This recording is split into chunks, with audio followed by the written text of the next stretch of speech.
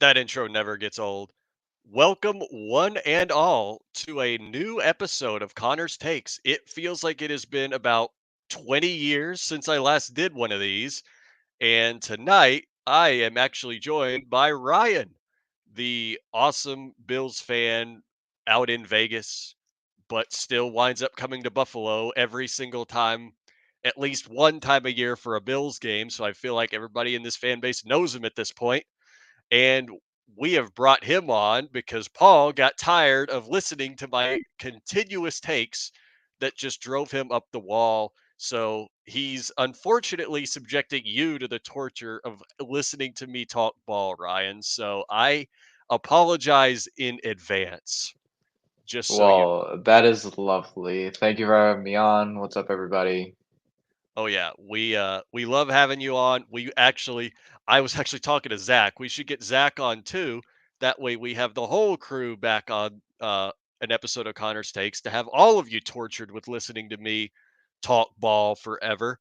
But I think it's actually about time that we do get to talking some ball, specifically Bills football, because why would we not discuss the best team in the NFL? I mean, yeah, I'm not talking about the Chiefs. I'm talking about the Bills, obviously. And thinking about things to discuss for the show, uh, there's been, not a lot going on. This is kind of the dead period in the league leading up to training camp. Not many trades are going to happen. No one's going to sign anywhere, not unless somebody, wants to force their way out of a team, which Justin Jefferson, if you're listening, there's still time to come to Buffalo and play with a real quarterback, if you know what I mean. But uh yeah, there's not really much that's going on because everybody's all focused on the NBA, the NHL, you know, got to feel good if you're a Florida Panthers fan, or you really got to feel good if you're a, Boston Celtics fan, which I'm not either one of those. Go Bolts and go Heat, but at the end of the day, you know, unless you're like me and you're into NASCAR or any other motorsports, there's not a lot going on in the sports world, in the stick and ball sports world right now. So it's basically just sitting around waiting for training camp to start to kind of gauge where your players are going to be in the year and kind of see just a little bit about how a potential offensive package will look and about how a potential defensive package will look, especially when you have completely new coordinators coming in on both sides of the ball, like the Bills do. You know, the Bills now have Joe Brady manning the offense for a full season instead of just part of a season after Ken Dorsey got kicked out of Buffalo, and rightfully so. Man ran an offense that I think a 2-year-old could have gotten right. And then, now we've got Bobby Babich as defensive coordinator, which absolutely slam dunk out of the park, grand slam out of the park, home run right there, getting Babich to stay on as defensive coordinator, especially rumored, when he was rumored to want to go to Miami, that he stays, and watching the Dolphins Twitter meltdown was just absolutely glorious. I don't know how much of it you saw, Ryan, but when Babich stayed in Buffalo, there were some wild things said about Bobby Babich at that point that Yep. just completely, went with a 180 compared to what they were saying on him like a few days prior. All this, oh, Bobby Babich leaving the Bills is great. We love it.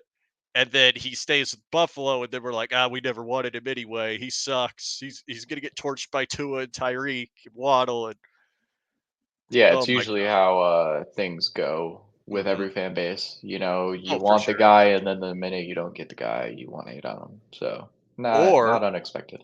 yeah, or it's the other way around. You hate the guy, then your team sides the guy, and then all of a sudden you love him. And I'm talking about Jordan Poyer. Yep. When he was with Buffalo, the talk in Miami circles was that, oh man, this guy's old, this guy sucks, this guy's injury prone, he's not good. Why would we want him in Miami? Then he goes to Miami a year later than I feel like he wanted to be in Miami, but he goes to Miami at the end of the day, and then all the Dolphins fans are like, "Oh my God, we got Jordan Poyer, we got a goat." we're gonna rule the division. We got Jordan Poyer, and I'm just like, y'all were bad mouthing him a month ago. Where's that energy now? Like, it's just because he's one of you now. Like, Yeah, there is retirement on. oh yeah, I mean that's the thing about the Dolphins though. Historically, Miami and Arizona have been the two retirement home teams of the league, where past their prime players go to just finish their careers because they want to play where it's warm all the time. And Yep. if you can't go to the Dolphins, then you usually went to the Cardinals. You ever wonder why the Cardinals, at least in the 2010s to 2020s, have been nothing short of bad, except for like a few random years where they're good? That's why. It's a bunch of old guys that want to basically retire and still play football and not really care about playing football at a, high level. Aside from 2008 when the Cardinals made the Super Bowl, and then I think was it 2015, that one year where the Arizona Yeah, Palmer, NFC champ. Fitzgerald. Exactly. They've been nothing short of either mid or completely terrible. And then I think it was 2020. You remember that year with Kyler Murray where they started like, what was it, 5-0 or something really good? Yeah, it was like 5-0, yeah. Yeah, looked like the best team in the league, finished 11-5 with that really awful loss to the Detroit Lions, who Yep. a 2 or 3 win team, and then proceeded to lose the division to the Rams and then get first rounded out of the playoffs. Now, that was 21 actually, because that was the year the Rams made the Super Bowl. Yeah, Yep. they have been nothing short of just awful. And the fact that we play them in week 1 this season, I believe that game's at home, right? That game's at home? Yes. Yeah, that game, I'm not gonna lie, I'm definitely a little worried, but at the end of the day, I'm worried, but I'm still confident that we could beat the Cardinals Should because absolutely beat them. Kyler Murray is, you know, once you get him pressured, sure, he can run really well, but once you pressure him well enough, I feel like he just turns into another Tua with his accuracy. Yep. Well, when you pressure him, his accuracy just goes down the tubes. Like he's got the playmaking ability, but aside from Marvin Harrison Jr., who really needs time to develop at a professional level, who else are they really running with other than, I like James Conner in their backfield, but Michael Wilson, Zay yeah, Jones. okay. I mean, Michael Wilson was my fantasy goat for like a couple of weeks, but oh yeah, they do have Zay Jones now, right? Yep. As I mean, Yeah, it's like it is what it is. underwhelming in my opinion. Yeah. So I don't really think that they'll make a little bit of noise considering how the NFC is, but I still feel like we can beat them. Like Should beat them, yes. should yeah, I mean there is no should when it comes to Yeah, football games. there are teams you should beat, Yeah, I whether mean you do or not. that's But any given Sunday. if you're favored in a game, you should win. Yeah, I mean that's how it always goes. You should win, but It's just whether historically, you do or not. exactly. Any given Sunday is a very common diatribe for a reason. Like Exactly. you watch, you watch games where actually, I think it was last year. Yeah, it was last year. Remember the Steelers last year lost 2 games in a row to teams with less than 5 wins on the year. I think they Yep. lost. Was it the Cardinals? Actually, I think they lost to the Cardinals, turned around and immediately lost to the Patriots. Yep. That's what I'm saying. I mean, that's a Steelers curse though that's been on the team since Bill Cowher was the head coach. I mean, I think that even goes all the way back to Chuck Noll's days where they should just absolutely pummel a team, they don't. They lose because they overlook them. But Yep. that's the Steelers though. I mean, that's just how they've historically been. And, when it comes to the Bills, that's just something that I hope that they never really do. I hope McDermott never kind of conditions this team to look past anybody. Like you Yep. might play a team on the year with like 2 wins or 3 wins, you can't overlook these people. You have to remember that all 32 teams in the NFL are still professional level players. And you have to go in there with that mindset that, yeah, they can be competitive at any point in the season. Like week in and week out, teams will always play differently. You look at, I mean, shoot, you can even look at the Bills. Look at how they played against, The well, Patriots, yeah, the Patriots, Broncos. the Broncos, but look at how they played earlier in the year against teams like the Commanders and the Raiders.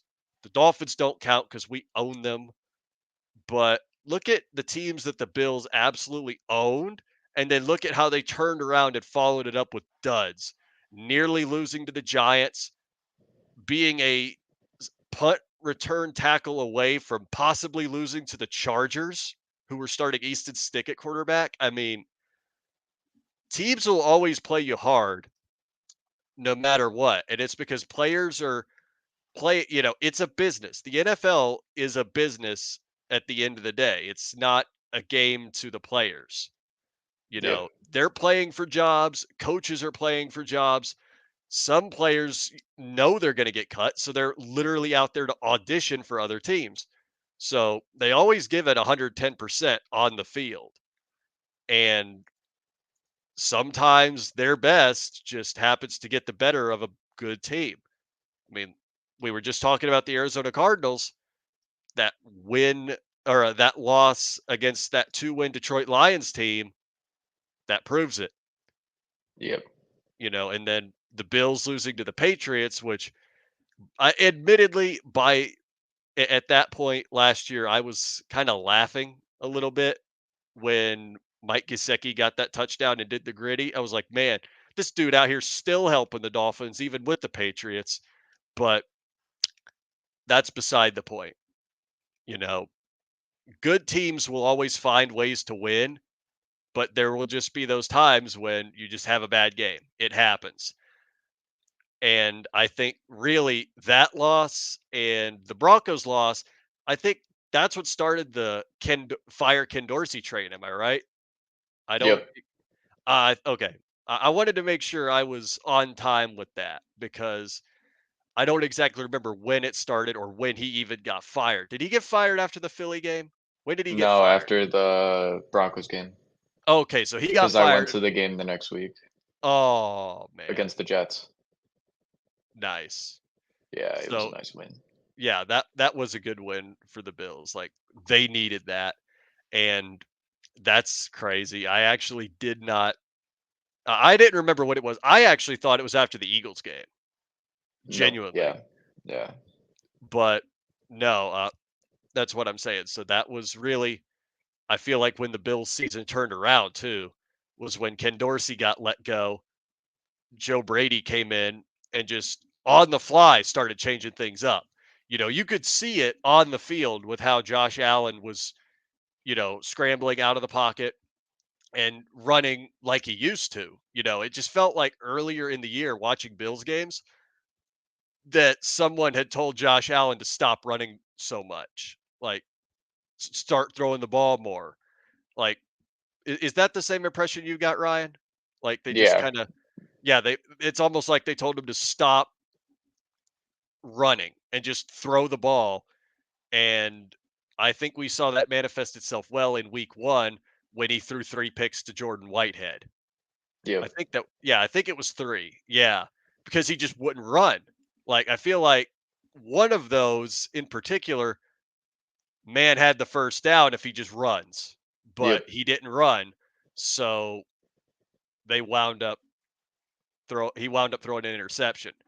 So, like, I'm just glad now that Joe Brady kind of got him back in that mindset of if you can scramble for extra yards or if you feel like you can go all the way, go back to doing what you do best and scramble with the friggin' ball, Hmm. which actually, I said all this on purpose. It segues into, I believe, what we are going to discuss first tonight when it comes to true Bills football content.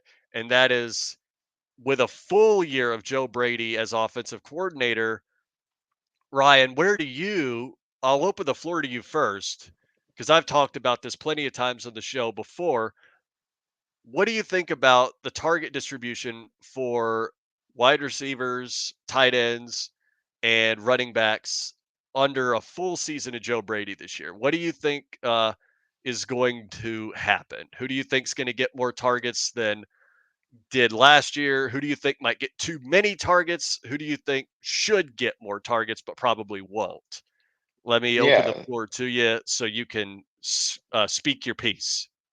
yeah. So I was looking at Joe Brady's history in Carolina and LSU, and obviously in Carolina he didn't have a great quarterback. His quarterback was Teddy Bridgewater. Oh boy, Um, yeah. but looking at the target distribution there, you know, DJ Moore was obviously their number one, Hmm. but even DJ Moore compared to the rest of the wide receivers, they actually had a pretty comparable target rate.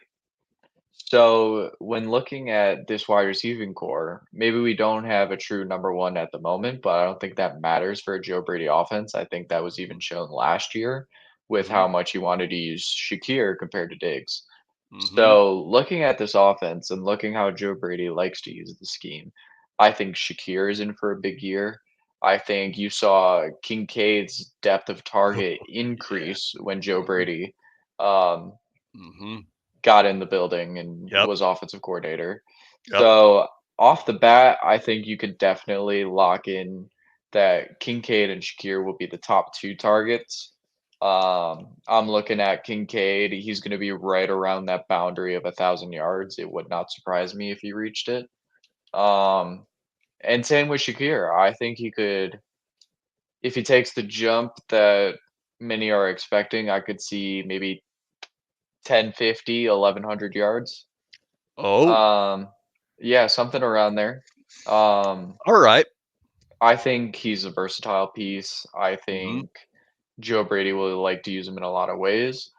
And then the third guy I'm really looking at is Curtis Samuel. I think he has been undervalued ever since he came into the building as a free agent signing. I Hmm. think he's been undervalued his whole career because he played with bad quarterbacks.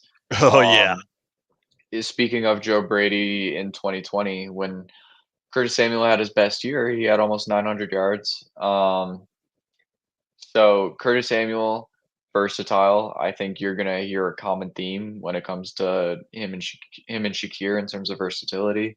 He offers you as a running back option as well. He's done that ever since college days at Ohio State. So I'm looking at Curtis Samuel. I'm thinking you could reach 850 to 900. Hmm. All right. Um, All right. I so can dig it. Yeah, those would be my top 3, and then after that, I'm looking at Keon being the 4th target. My guy, I freaking love him. I'm glad. Um, I'm I glad. want yeah, I want them to ease him in, which I think Hmm. they will. Yeah. You will get plenty of red zone opportunities, that is for sure. I would be happy with, let's say, 650 to 700 All with right. 6 or 7 TDs. That is what I'm expecting, and then after that is when it just gets I think MVS will have a role, but I don't think it will be significant, so I could see, like, 300 to 350. Um, All right. I think he will start out hot, and then as Keon progresses, I think that's when MVS's, role in this offense will diminish a little bit, but Hmm. he'll still be a good veteran presence. Oh And yeah. then Absolutely. And then for our final spot, I think that will be Claypool, Hmm. Hmm. Hmm. Oh my. which you never know what to expect with Claypool. Yeah. Running the wrong He's route. That's come what you into expect. camp. He's come into camp with the right mindset. He's had a lot of good plays in camp. I think he really knows that this is his last chance. I That's because it truly is. think there's a factor as to why I think he downward spiraled after his rookie season. I think the death of his buddy, Dwayne Haskins, had a lot to do with it, Yeah. which I not a lot still of think people that. think of. Um, but it did happen. I know it hurt him a lot. So, Mhm. I think this is good opportunity for him. I wouldn't be expecting major numbers, but maybe 200 to 250. Mhm. Um, couple TDs. But if he shines in camp, I wouldn't be surprised if he had a more prominent role in the offense as well. Mhm. Yeah, So I that's like pretty it. much yeah, that's pretty much where I stack with that. I think it adds up to I don't even know what it adds up to, but I could see Josh throwing for close to 5,000 yards. That'd be a very high number for this offense, but it is Josh I Allen think after all. I think it has a lot to do with not only scheme, but Josh's freedom to not force the ball to anybody. Oh, I could be exactly. mistaken here, Mhm. but I think Josh is gonna play with an arrogance, with a swagger that you haven't seen Mhm. since, like, 2021, and I feel like even though this offense might not have the big name you're expecting, I think that will work in the offense's favor. I think you have pick your poison, what kind of flavor you want. We got the speed with MVS. Mhm. You got the route running ability of Shakir and Samuel. You got the Mhm. size ability of Coleman and Claypool. You got plenty of different flavors. You got Kincaid with the route running and speed at the tight end position.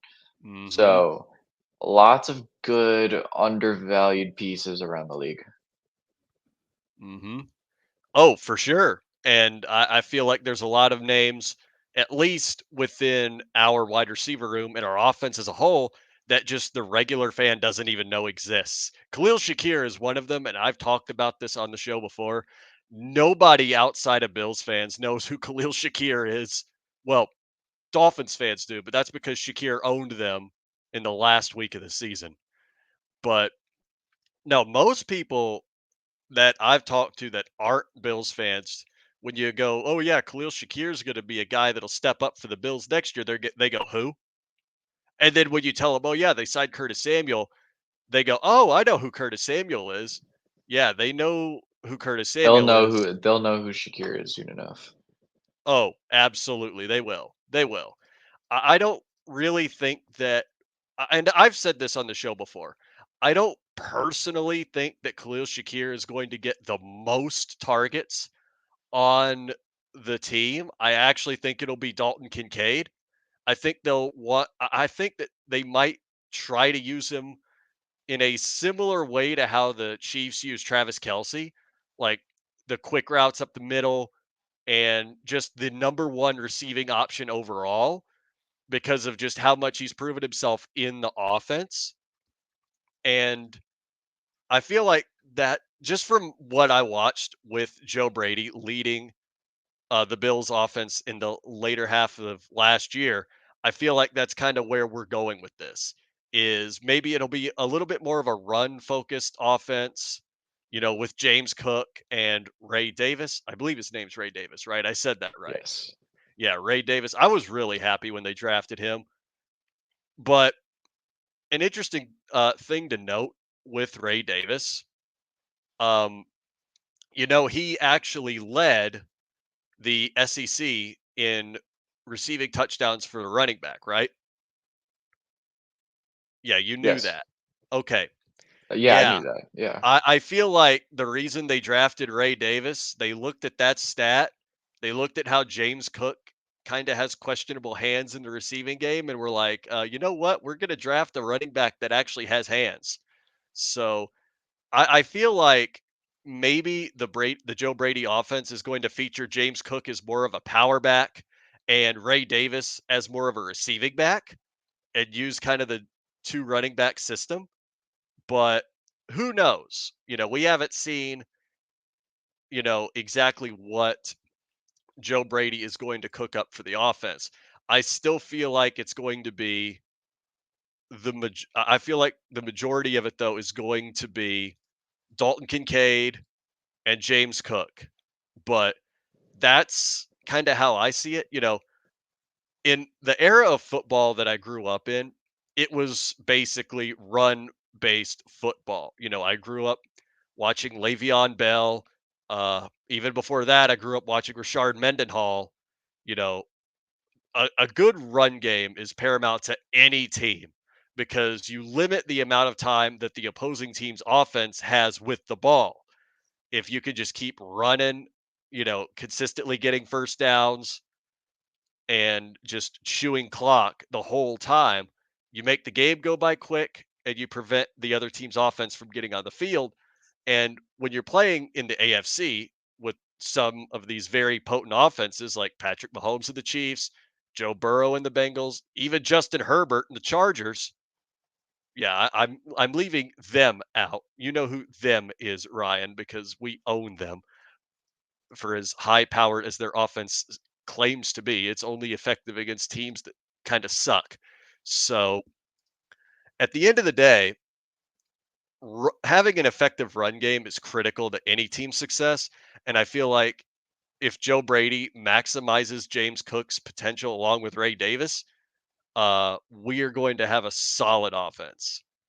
And as for everybody else you mentioned, y'all all know how much I loved Keon Coleman. Like, I wanted the Bills to draft Keon Coleman since day one. Like, you remember, Ryan.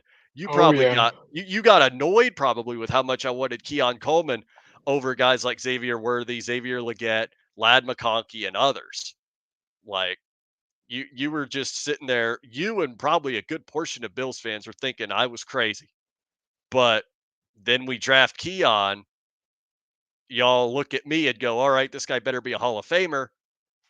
And then he winds up stealing the hearts of everybody in Buffalo. And I'm just like, what did I tell y'all? What did I tell y'all? Yep. So it just makes me happy as a Florida State fan that everybody fell in love with Keon Coleman. And I will be the first to admit, as an FSU fan, if you still have doubts about Keon, in FSU's offensive scheme, Keon Coleman was not used well. He was actually very improperly used for what Keon Coleman's skill set actually is. FSU had a very, very loaded offense with Trey Benson in the backfield, Johnny Wilson on Keon Coleman's other side, Jaheim Bell at the tight end position. I mean, this FSU team was loaded, and especially with Jordan Travis at quarterback. This healthy FSU team could have won the national championship. We had the best defense in the country, but you know, there was just too many good pieces to move the ball around with that Keon Coleman just kind of got misused. So now that he's in the NFL, now that he's not going to be a primary option, at least I hope Joe Brady doesn't make him a primary option. He'll have time to settle in and actually be used properly. And that will, I think Keon Coleman's going to have a better year than people anticipate. Now, do I think it'll be offensive rookie of the year worthy? No, but the FSU and Bills homer in me really wants it to be, really hopes it can be. Imagine Keon Coleman being in the conversation for offensive rookie of the year with guys like Malik Neighbors, Caleb Williams mostly. Just imagine him being in that mix, though. Like, nobody would have thought that. I mean, I'm sure you don't think that or No. would have thought of that. And admittedly, I don't either. But if Keon can have a year like that, you know, to exceed expectations after getting settled in, I can see usage in the offense growing as he becomes more acclimated to the NFL. Now, I feel like in terms of usage myself, as far as wide receivers go, I feel like the top wide receiver at this point is probably going to be Khalil Shakir. I know that's what kind of you had said as well. I feel like it'll probably be Khalil Shakir, then Curtis Samuel, MVS. I think MVS will probably be wide receiver 3 until Keon Coleman gets settled in. And then once Keon gets settled in, he will take over that wide receiver 3 role and maybe wind up being even higher up in the depth chart. Now, I don't think he'll ever really be a 1, at least immediately, unless he just adapts that well. And we've seen rookies adapt that well. I mean, we we ought to know. But at the end of the day, I feel like it'll probably be a lot of Kincaid, a lot of James Cook, and a little bit of Shakir. But our offense is going to be better than people think. Like people just kind of think this offense is very mid on paper. And I'm just like, all right, let's remind you of two things. Teams on paper are never the same teams in games because anything can happen. Players can get injured or players can overperform or underperform expectations. So teams on paper are never the same as teams in games. And two, we have who should have won league MVP last year at quarterback. How easily that opens up an entire offense cannot be understated. Like, look at the Dolphins offense. Look at how they've got Tyreek Hill, arguably the best wide receiver in football. Look how they've got Jalen Waddle, arguably a top 10 receiver in the NFL. Look at how they've got Raheem Mostert in the backfield, who is arguably, really, really good for a running back of his age. And then Devon Achane, who is kind of shown up and shown out in his rookie year, which I actually still kind of feel the same way on him that I do on CJ Stroud, but more on that later. Like, they have a solid offense, but they don't have a quarterback that could elevate the team. You know what I mean, Ryan? Like, Yep. the quarterback in Miami is being elevated by the team. The quarterback in Buffalo elevates the team. So there's a huge difference. Like, look at Mahomes. Obviously, Mahomes is the same kind of guy that elevates the team. He is not elevated by his team. And that's the quarterback that you kind of want to have, is the one that elevates the team around him, because that's the quarterback that's going to take a subpar offense on paper into into a top tier offense in the league. You have to temper expectations, of course, but at the end of the day, I believe in Josh Allen about as much as I believe is about as much as I believe in the guy whose jersey I'm wearing right now to be one of the best cornerbacks in the NFL, if not the best cornerback in the NFL. I mean, Tehran I believe he was all pro last year, right? Yes, or he was close. I thought he was. Was he not? I think so. Yeah, it's what I'm saying. Tehran was an all pro last year, and I feel like he could definitely build on that season and be an all pro again now that he's been. My only fear is that, when players get extended, that's when they kind of fall off. You've seen it before, Ryan. Someone gets the extension and then they just kind of fall off because they are like, well, I'm not really playing for my job anymore because I've got it for a few more years. And they just kind of fall off in terms of production. I don't think that'll be Tehran. Just judging from his personality and what he can bring to the table for Buffalo, I feel like he is 100% going to have another all pro year at cornerback again. Yep. And I just love how, he I love the element that he brings to the team and that he brings to the defense. And that's another thing too, right? We'll get to the defense, how you think it'll look under Bobby Babich here in a minute. But when it comes to team building, there's only so much like talent you can physically stack on a team before you get all of these players, all these personalities in the locker room, that it devolves into a toxic mess. Like, bad locker room culture and just bad overall culture within a team can absolutely derail a season. We saw it in Mhm. 2018 with the Pittsburgh Steelers, a team that should have theoretically made the Super Bowl missed the playoffs because Antonio Brown went crazy, and all the drama that came out of that locker room was at the level of high school drama. And that kind of stuff derails teams. Look at what happened with Stephon Diggs in Buffalo. All of the stuff his cryptic tweeting, his sideline outbursts. I mean, look at all of that. Look how look how it literally took Buffalo's offense and actually hurt it in the long run. You know what I mean, Ryan? Like, it felt like you were watching Allen have to force passes to Diggs to keep him from losing his what on the sidelines. Mhm. Like, that's kind of how it looked at the end of the year. And that's why the move to get rid of Diggs was addition by subtraction, no matter how you look at it. And to be fair, at this point, was it really subtraction if you really think about it? He only had one touchdown after I think after the Eagles game, he didn't score another touchdown all year. Am I right? Or did he Yep, score at least one?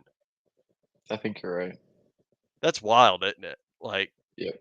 and everybody was talking about, how upset they were that Diggs was leaving. Then you look into it and it's like, are we really that upset? Now Yeah. Allen doesn't have to force the ball to anybody anymore. And it's Mhm. like it's the point that you made too about his swagger, right? How he's going to play with probably a, s- a kind of swagger that we haven't seen in a long time. It's because he doesn't have to force the ball to somebody who's complaining about it on the sideline anymore. And that's really the beauty of it is that now Allen can basically take the offense wherever he also wants to take it. And I think that will speak volumes about how the offense will look. Now, on the other side of the ball, when it comes to Bobby Babich, now he's the full time defensive coordinator. What do you think, Ryan? How do you think the defense might change under Bobby Babich compared to how it looked previously?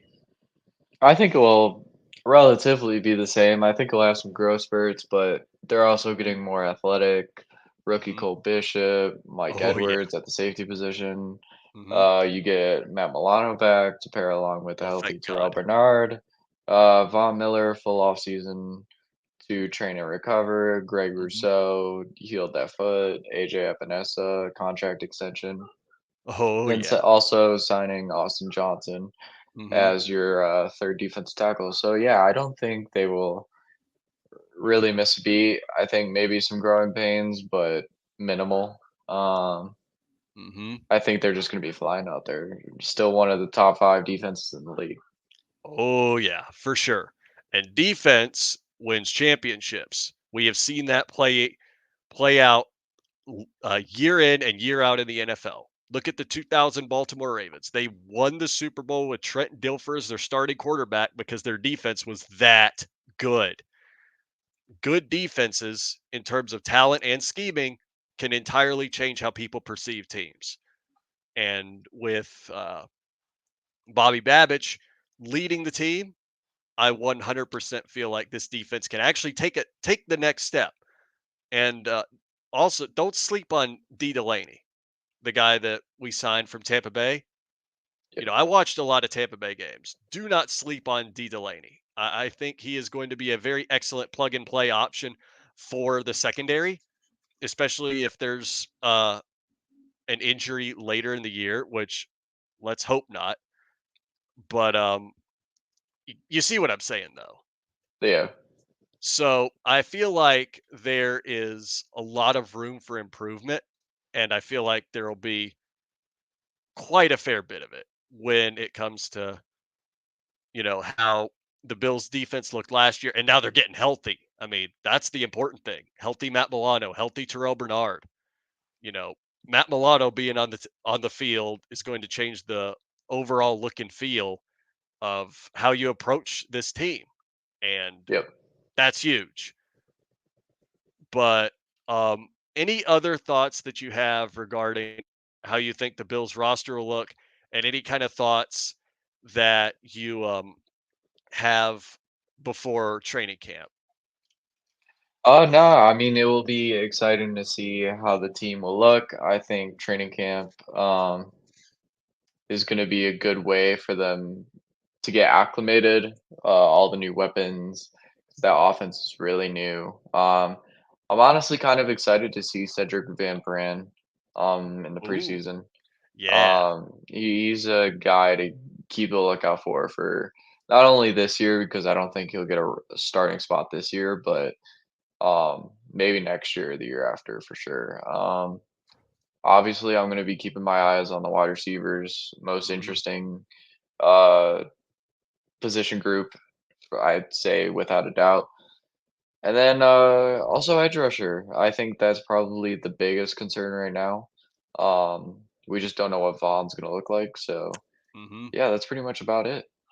Yeah, I mean, when it comes to players coming off ACL tears, it can kind of take a while for them to fully get back to where they were, if they even get back there at all, because the ACL is just such a very critical part of the body at that point, and with age, they get weaker. So you hope Vaughn can come back with at least part of what made him such a force on that Broncos Super Bowl team back in 15, and what made him, still formidable when he was with the Rams. You hope that Von Miller comes back in some way, and I Yep. feel like it will. I feel like he will have a better year this year as long as he stays healthy. Now that he's really come off of the ACL tear, full recovery, I think we'll see a lot more out of him. But that's my opinion. I'm also very, very hopeful and very optimistic for players in the league are on the Bills. Period. I will always be like, oh yeah, this guy's gonna have more yards or any kind of stat just because Bills player, and I'm an optimist at heart, always have been. But I believe we'll go ahead and wrap the show there. It was a little bit of a shorter episode, but I feel like we got out exactly what we needed to get out. I mean, there really isn't that much to talk about, like I said. So I feel like we got a lot discussed anyway. It was still a very good discussion. And we will definitely, obviously, continue to do Connor's takes. We'll continue to bring Ryan on for this. And hopefully, we could actually bring you on the live show at some point, too. That would be Yeah, epic. for sure. Bring you on the live show, maybe get Zach on the live show, and we all just kind of group up and then discuss more of, Bills football, especially now as the season is literally a month away. This is the last month where we don't have, uh, Training camp a, starts in 3 weeks. yep, we will have more football content very, very soon. And that's always the point in the year where I have to watch both NASCAR and the NFL at the same time. And that's right around the time the NASCAR playoffs kick off too. So Yep. I usually don't. I'm into I'm happy that football's back by that point, but I'm still just going. Eh, I got I got really important things to watch right now.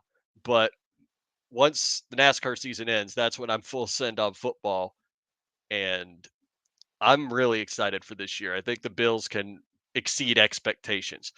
But that'll wrap the show. Thank you all for watching. Make sure to like and subscribe on YouTube to stay in touch with anything we post and to get notifications when we go live. Make sure you hit the bell. Make sure you also follow us on Twitter. We go live there as well, and we usually post all of our takes on Twitter as well. Make sure to follow the host, follow Ryan. His @ is right there on the screen because he's usually got pretty good takes. Sometimes he'll have takes that make you go, "What's this guy on? Did I send him any Floridian sugar?" If you know what I mean. But nah, usually Ryan's takes are great. Shoot, Appreciate now he's it. yeah, shoot, now you're going to take over my show. Come on now. All right. But anyway, thank you all for watching, and we will see you guys next Monday for the live show. Everybody, take care and peace.